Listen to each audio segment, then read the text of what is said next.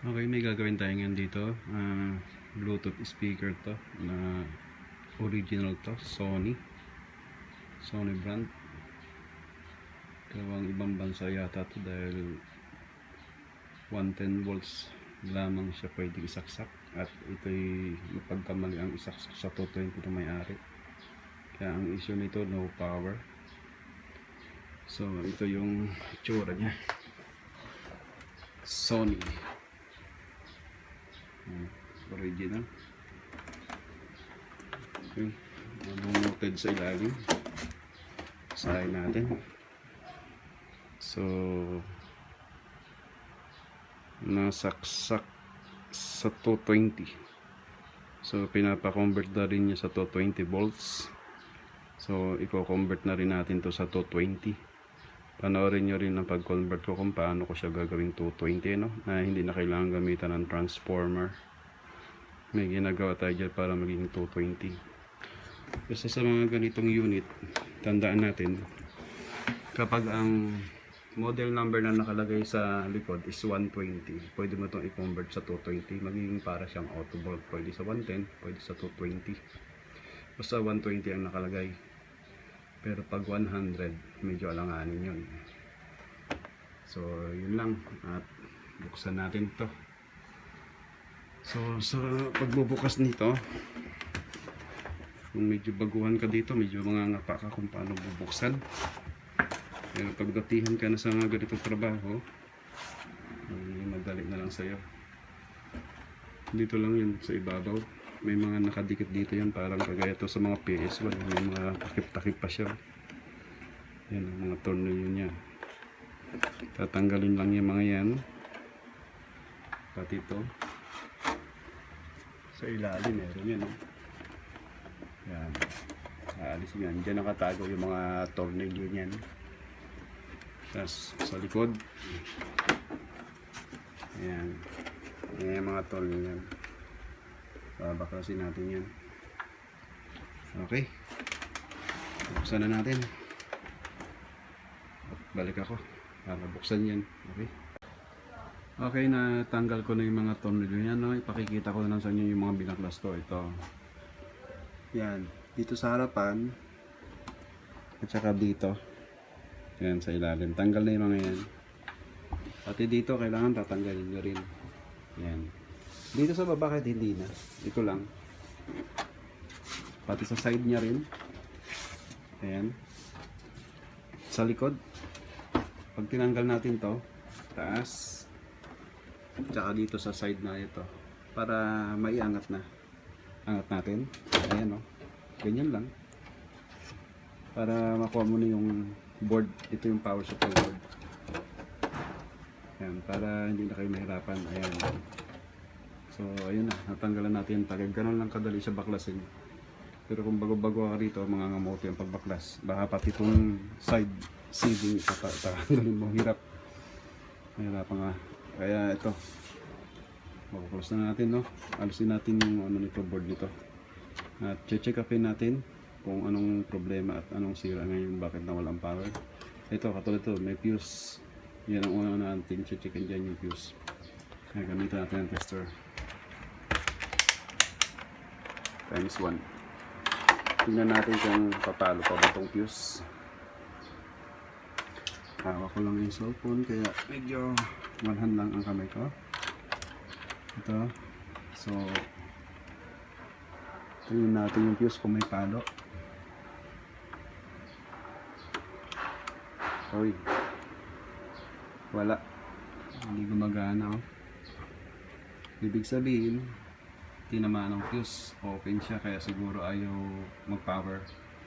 Checkin natin tong board na to, alamin natin kung baka may nasira pang iba o may nag-short. Baklasin natin yung board, tignan natin kung may tamaan.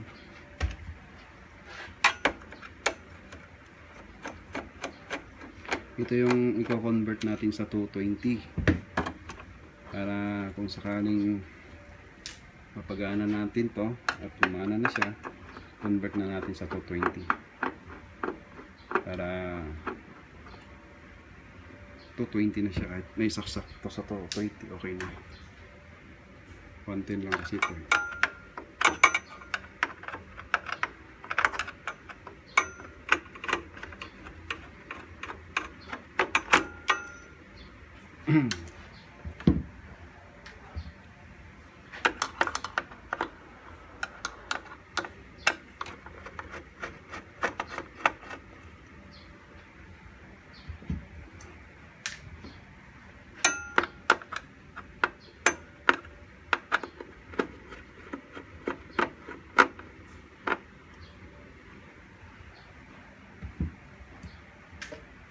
Okay, tanggalin natin itong sakit.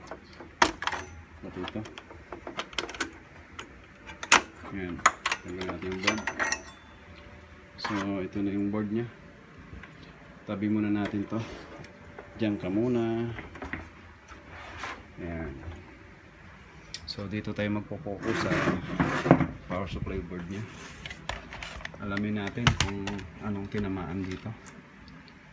Kadalasan kasi sa mga ganito, pag nasasaksak sa 220, tinatamaan dito regulator. Pero ang mabilis na pag-check sa mga ganito, testerin mo agad ang capacitor kung may shortage. Once may nadetect ang shortage dito, matik yan, yung regulator na yan. Or either, o yung diode nya. May bridge type diode yata to, ayan. Ito yung bridge type diode. Pwede mo rin checkin itong gitna nito, yung AC papasok kung may short din. Kasi kailangan bago ka magpalit ng fuse, i-assure mo muna na walang shortage para hindi sayang yung fuse dahil puputok lang yun kapag magpalit ka ng fuse. Kasi sa ibang mga customers na na-encounter ko, sasabihin sa'yo, fuse lang yan. Kasi naisaksak sa 220, alam nila kasi fuse lang daw ang nagiging sira ng mga napaplag sa 220. Totoo namang fuse, pero minsan may nadadamay kasi. May tinatamaan ding mga regulator. So, checkin na natin to. Alamin natin kung may shortage sa capacitor at saka dito sa range type diode nya. Huwag agad tayong dumirekta sa regulator kasi isa lang naman ang pagpupuntahan yun. Dito ka lang mag-check, alam mo na agad kung may shortage o wala. Ito yung pinaka-main. Okay, checkin natin. Tingnan natin kung mayroong shortage. Ito yung capacitor nya. Tingnan natin. Dito kasi malalaman mo kung may palo ba o wala. Baliktaran yan. Ito yung filter capacitor nya.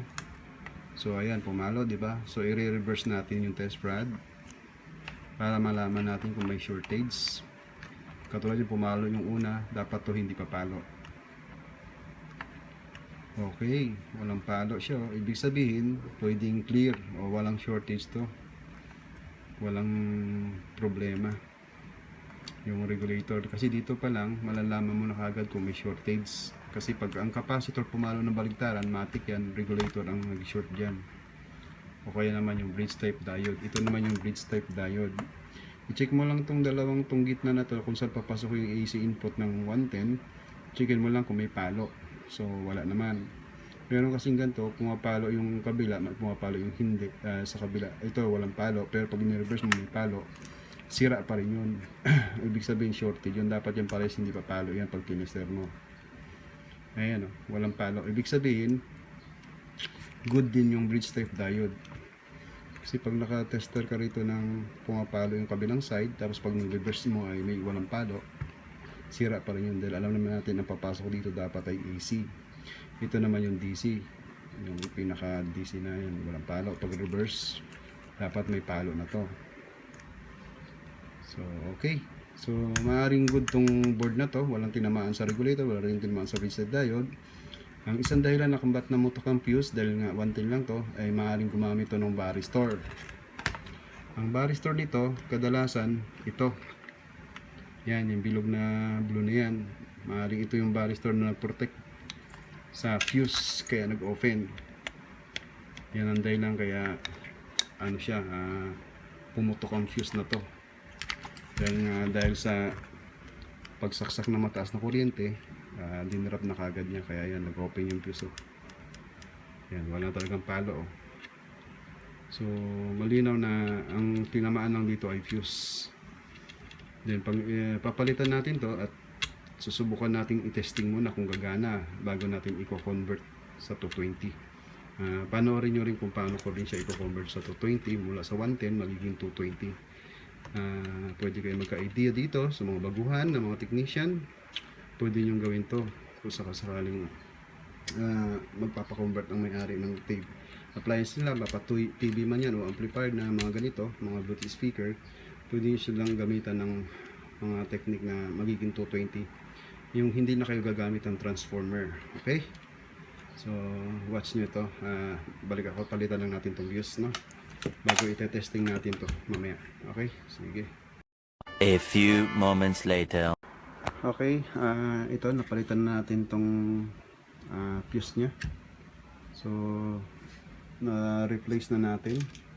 Ito na yung naipalit natin sa kanya ngayon. So okay na. Tanggal na natin yung sirang fuse. Wala na yung fuse na yan. So okay, subukan natin para makita natin kung gagana tong board na to. Testing muna natin siya.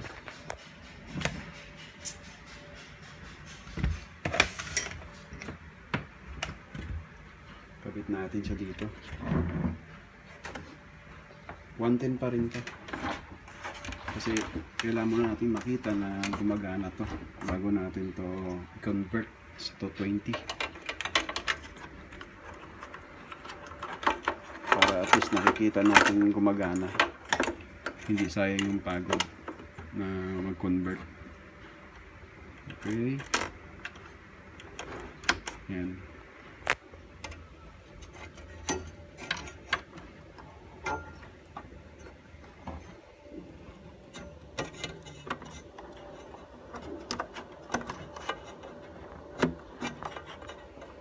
Ang hirap ng one hand. Grabe.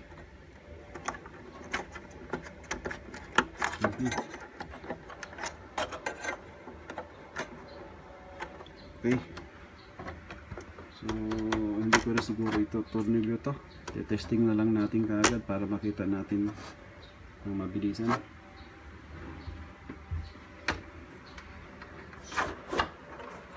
Ito. 110 lang natin siya sasaksak.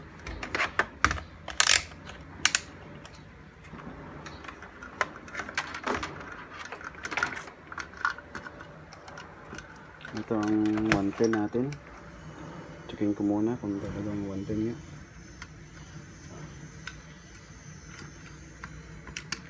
Ayun, 110 volts lang to.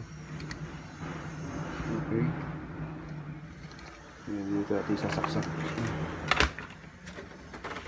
Okay. Pihit-pihit. Tignan natin kung gagana.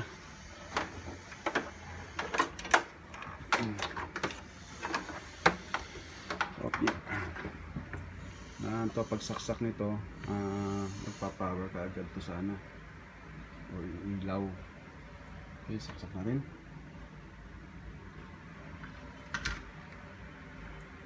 Ayun, no, gumana siya.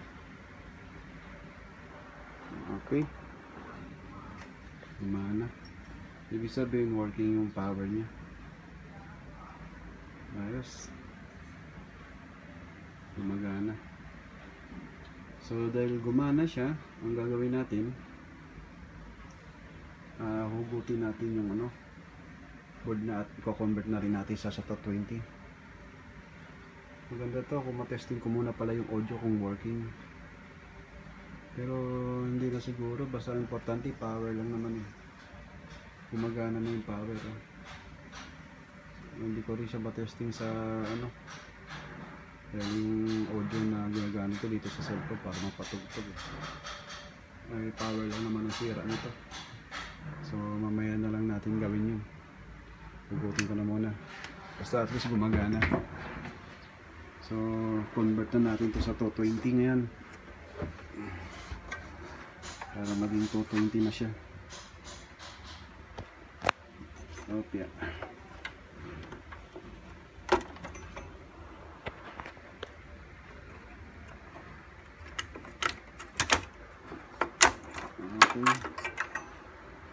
So gawin natin siyang 220, no? Gusto kong ipaliwanag about dito. Gusto ko explain ko lang sa inyo kung paano i-convert to, no? Isang mga pamamaraan na pagko-convert na sa mga ganito. Unang-una nating tatanggalin dito. Papalit lang naman tayo rito ng capacitor plus yung promo protect sa fuse na varistor. Yun lang naman. Pag natanggal natin to at ito papalitan lang natin to. Ang ipapalit natin dito, ang microfarad kasi ito nasa 150 bawat isa. So kung ipa-plus mo yan, pumapalo siya ng 300 microfarad. Sa 110 lang naman siya gumagana, no? Kung ganun, 150 microfarad, ang gagawin natin dito, tatanggalin natin itong dalawang capacitor na to, pero assure muna natin na nagko-contact to. Huwag yung naka-alternate sila. Checkin lang natin to kung halimbawa sa negative magkasama sila at sa positive magkasama rin. Ibig sabihin pinagsama lang naman yan, dinalawa lang nila, pero isa lang ang connection. Kaya pag ipa-plus mo yan, 150, pwede nga itong ano teka wait lang pwede na rin siguro to 250, 500 ang plus niyan pero hindi kasi pinag-parallel niya pinagsama na rin naman, hindi rin pala pwede, baka pumutok lang yung capacitor. Kasi gawin ko na lang yung sarili kong diskarte, pero alam ko parang pwede, pero para rin hindi pwede kasi nga yung negative pinagsama at yung positive pinagsama. Pero kung naka-alternate sana, kung ang positive positive pwede siguro yun kaso hindi naman gano'n ang ginawa, kaya alanganin tayong gawin yun. Kaya ang gagawin lang natin, papalitan lang natin itong capacitor na to, at ang ipapalit natin is 450 volts. Yan 400 volts pala as 150 microfarad. Huwag natin siyang gawing 300 kasi mataas na ang kuryenteng igagamitin natin dito. So baka pumutok ang fuse dahil malakas ang pasok ng kuryente na yan. Kaya 150 lang. Tatanggalin natin itong dalawang capacitor na to at magsisingle na lang siya. Yun ang gagawin natin dyan, no? So palitan natin itong dalawang to at tatanggalin na natin to. So babalik ako, nakakabit na siya. Okay? A few moments later. Okay, ito, natanggal na natin yung capacitor niya. Ito na yung dalawa, yung 250 volts, 150 microfarad, dalawang to, tinanggalan natin. Ito yung 110 na power supply. So natanggalan natin yan, at ito naman yung varistor, yung fuse. Ito yung dahil lang kayo walang power naman. Ito naman yung gagawin natin para pag-convert sa 220, ano? So ito yung pinagtanggalan natin kanina. Isa na lang siya natira, ayun. 400 volts, 150 microfarad. Tapos yung varistor tinanggal na rin natin dito. Ayan, varistor. Basta nakakita kayo ng varistor na yung ukit niya yung parang style diode na magkasalubong, varistor yan. Ayan yung varistor yan, basta ganyan So itatry ko muna siya uling isaksak sa 110 muna kasi magiging auto volt na talaga to. Subukan natin muna itong 110 at ito naman yung 220. Subukan natin siya munang isaksak. Ito yung tinatawag nating voltage reading. I-check natin yung nilalabas na voltahe dito kung stable pa rin ba kung anong voltahe ba nilalabas nito. I-digital ko na nga lang para sigurado. Wait lang, digitalin natin para malaman natin yung tamang voltahe nilalabas niya, kung mapa 110 man siya o mapa 220, stable pa rin ba ang output na nilalabas, para makita niyo na walang pagbabago sa input. Okay, ito yung ating digital. So dito nakakonekta yung capacitor output niya. Alamin natin yung voltahe nito o kung ilang ang output na nilalabas. So isasaksak ko na siya. Okay, ito na yung 110 muna tayo. Yan, naka 110 na yan. Titignan natin dito kung ilan ang nilalabas na voltahe ng capacitor na to. So ito yon. Tingnan natin. Okay, testin natin yung capacitor. Ayun, no, 33 volts. So 110 lang po ito, no. 33 volts ang output na nilalabas niya. So yun yung aalamin natin dito pag tino-20 natin kung 33 pa rin ba ang lumalabas. Pag kayo nagte-testing dito, bago nyo isalpak doon sa buong unit na yun, mag voltage reading muna kayo. Alamin nyo muna kung yung output niya hindi ba tumaas nung tino-20 mo o hindi ba nagbago. Ngayon saka nyo ikabit kapag stable lahat ng mga supply niya at normal, para hindi kayo magkamali. Kasi hindi natin masabi, baka siyempre sa pagko-convert natin sa 220 magkaroon ng pagtaas ng kuryente pala. Yan, 33, 34, nagbabago-bago lang siya sa 110 to, ha. So subukan naman natin siya ngayon sa 220 at ito itatry natin kung magkakaroon ng pagbabago ba ang voltahe niya. Basta ang voltahe niya, ito ang nangyayari, babago-bago lang siya ng 33, 34, 35. So susubukan naman natin i-connect to sa 220. Ito yung 110, no. So ang 220 naman ito. Subukan natin siya. Sa 110 kasi ito hindi nyo nalalaman kasi kung anong ganito ang gagawin ko, no. I-easy ko siya para makita nyo talaga na ang pinapasokan natin ng outlet is, ang output niya is talagang 110 is 220. Dito muna tayo sa 110. So ito yung 110, naka-easy ako. So meron tayong voltahe na sa 110 to 109. Okay, yan. Ang likot ng voltahe 109. Ayan, yan ang AC niya, 109, 108. Dito pala ako nakakonekta sa transformer. Ayan, ito yung transformer naman na 220. Saksak ko din dito, ha. Yan, ayan, 219 volts. So dito na lang tayo magsaksak para sigurado. Ayan, nakalabas naman dyan 220. Ayan, 219 volts. Okay, so galing na tayo dito sa 110, nag-testing tayo, stable naman ang voltahe. Susubukan naman natin dito ngayon sa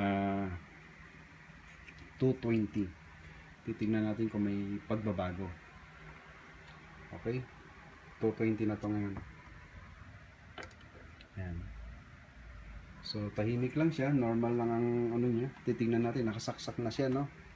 Tignan natin kung nag-out pa rin ba siya ng voltaheng 33 o 34 volts.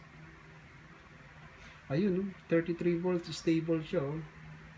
At wala naman naging pagbabago or mayroon man lang ayan, oh, stable lang, oh. 33 volts, steady pa nga, hindi siya malikot, oh. Hindi katulad kanina, malikot yung isang voltahe sa 110. So okay, oh. Checkin natin yung pinagsalpakan ng capacitor. Ayan, oh, makikita nyo dyan 220 nang lumalabas dyan, ha. Ayan, oh, 304 volts, diba ang taas, oh, diba. Ayan, oh, sa capacitor yan 304 volts. Ayan, oh, 303 volts. Okay, 220 na talaga siya ngayon. Ngayon pwede din natin itong gawing 110, auto volt kasi siya. Ayan, ito naman yung 110 volts. Ayan, lugod ko na siya. Ayan, so ayan, oh, nakasaksak na uli sa 110 yan. Tingnan natin kung stable pa rin ba yung voltahe niya. Ayan, oh, 33 volts. Okay, ayan. Ngayon tingnan natin yung input niya, dahil winantin natin ito, malamang to bababa na to, baka nasa 100 plus na lang to. Ayan, oh, 205 na lang, bumaba, 196, 192, pababa lang ng pababa. Kasi nga naka 110 na tayo. Ayan, nag-automatic siya bumababa. Okay, so clear. malinaw na auto bolt na to ngayon. Pwede siya sa 110, pwede siya sa 220. Ayan na.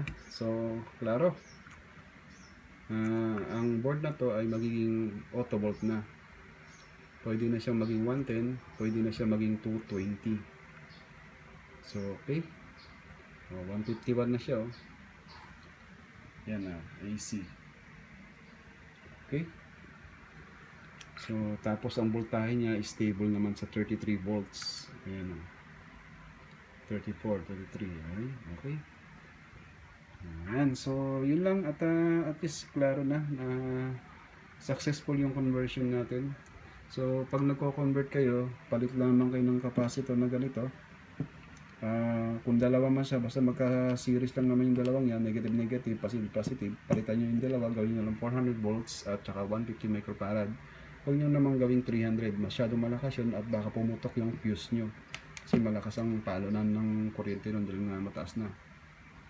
Basta i-assure nyo lang na matanggal nyo lang din tong varistor na to, dahil kung hindi nyo tatanggal ito, kahit pa magpalit kayo ng capacitor, useless yung fuse nyo, puputok lang. So yun lang, at ikakabit natin siya ngayon dito sa board na. Doon natin iti-testing ngayon at patutugtugin natin. Yan ang problema ko yung connection, hindi ko alam kung paano. Isa lang itong gamit kong phone. Basta parinig ko na lang yung audio sa inyo siguro, yun na lang siguro. Dito kasi nakakunik yung video ko. Okay, sige, hanggang dito na lang muna. Sige, bye bye. Okay, nabuo na natin siya, no? Ayan, unit okay na siya, no? Ayos na siya. Converted na rin to sa 20 volts. So, testing na lang natin yung kahit yung audio lang. Kasi hindi natin makukuha sa speaker ko dahil wala akong cellphone na gagamitin. Dahil itong cellphone na to ginagamit ko. Saksak natin siya sa 110 muna. Auto bolt na to. Ayan, no? Gumagana na siya.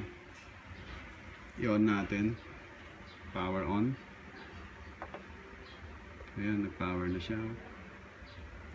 Ayan, may ilaw na rin siya. I-select natin yung function dito sa audio para ma-connect natin kung may tunog na siya. Ayan, naka-audio in na siya. Tingnan natin kung may sounds. Gagamit tayo ng RCA jack. Kahit audio test lang ang gagamitin natin. Ang malaga marinig lang natin tumutunog siya. Wapya. Dito yan sa likod. Input. Saan ba yung input? Ay, ito ata. Input. Yan. Yan. Ayan, gumagana siya. So, okay, working siya.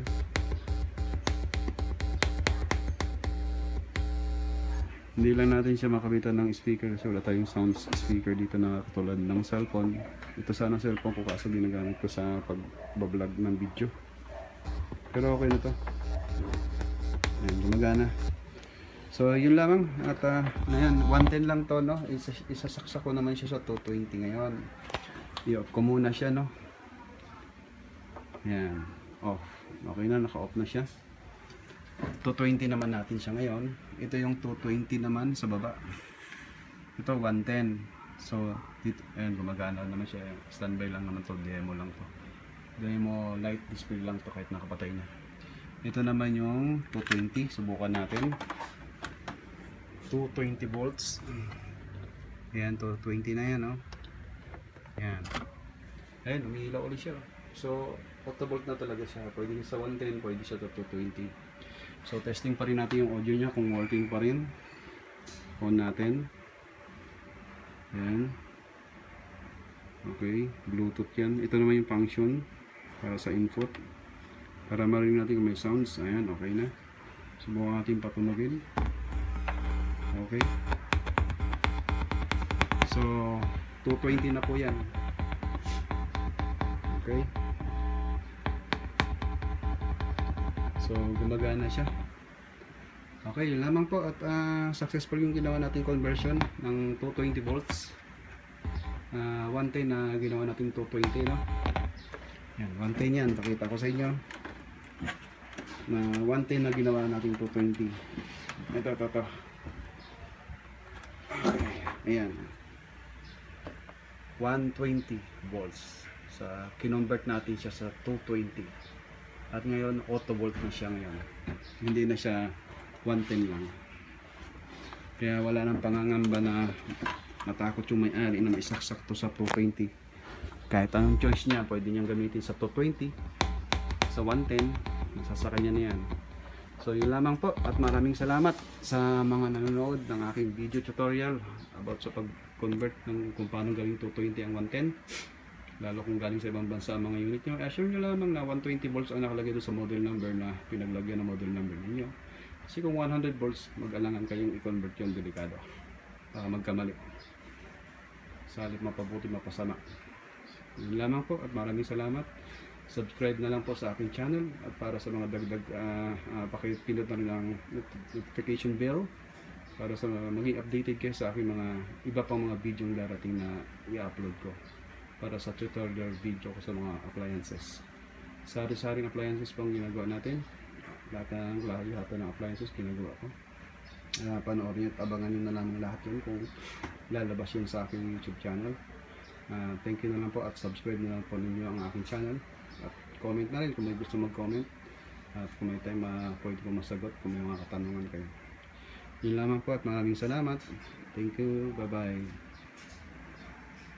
Thank you for watching.